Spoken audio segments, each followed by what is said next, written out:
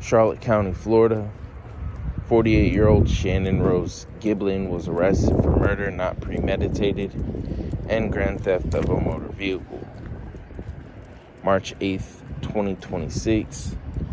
76-year-old Paul Bradley would be found in his home, stabbed to death.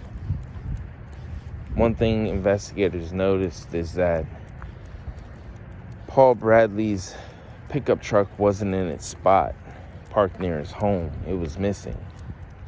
So police put a bolo out for it to be on the lookout. They would find the next day up in Sarasota County his truck, but it was being driven by a woman, 48-year-old Shannon Rose Giblin. She would be arrested for grand theft of a motor vehicle, and eventually she would be arrested for the murder of Paul Bradley. When she was questioned in Sarasota County, when she was booked there, she would say that Paul had a heart attack and he was too far gone, so she would just take his keys and drive off in his truck instead of calling 911 to get some help.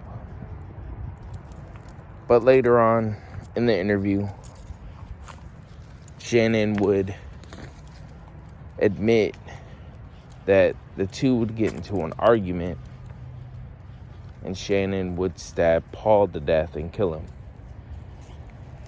How did the two know each other? Well, police found out that Paul is an older man. He had a wife, but his wife died a few years back. He needed help around the house.